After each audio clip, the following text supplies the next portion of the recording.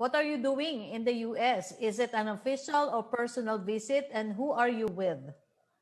It is an official visit po to the UN on the occasion of the UN International Law Week, and I am supported by officials from the Office of the President and the Department of Foreign Affairs. My wife is with me, but on my own account. Thank you, Secretary Roque. Second question po niya, Secretary, hindi ko lang po alam kung medyo nasabi niyo na iba about ASEAN, pero basahin ko na lang po in case may dadagdag kayo. What will be the focus of the President when he gives his statement during the ASEAN Summit? Will the President meet with other leaders? What will be the agenda? Lahat po yan ay magiging virtual. At inaasahan po natin ang talagang tututukan nila ay itong COVID, no? At yung pagbangon ng buong ASEAN mula po dito sa pandemya nito. Opo. Ang third question niya, Manila Mayor Isko Moreno challenged the government to file cases against DNR officials for a failure to control the influx of people in the Dolomite Beach. Will you heed to this challenge? What should be held liable? Who should be held liable? Ay, hinahayaan na po namin yan sa DILG, no?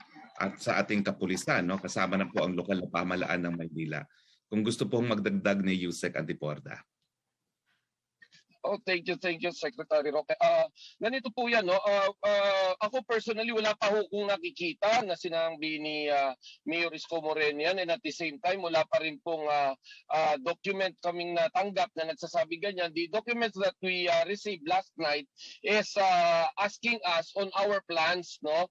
And what are the strategies that we're using in trying to control the crowd, no? So very very supportive pa ho yung letter niya, and the letter started from the words na we are in full support of the project of the DNR, no? So I don't know kung saan po galing yung statement na yan, but rest assured that yung pong sinasabi nila na nagkaroon ng violation ng social distancing, immediately na-address po yan dahil in-implement po namin yung 5 minutes rule, no po? Ano po yung 5 minutes rule? In every single time, dahil po sa laki ng lugar na to, it's more than 1 hectare, no po? Hindi po lalagpas ng 400 yung tao. Then since magkakaroon na po ng pila sa labas, ang ginagawa po namin, immediately pinapakiusapan namin after 5 minutes, pagbigyan po natin yung next batch. So tuloy-tuloy po, nagkaroon po ng sistema hanggang magsarap po ito nung Sunday ng 6 o'clock. So naagapan naman po, no? But sad to say, meron po tayong ilang mga kapatid sa media na nakunan ng litrato yung pong time na dumami yung tao dahil umulan po at that time, no? So again, hindi ho natin pwedeng sabihin na hindi po tayo nagkulang ng kaunti, pero naagapan po.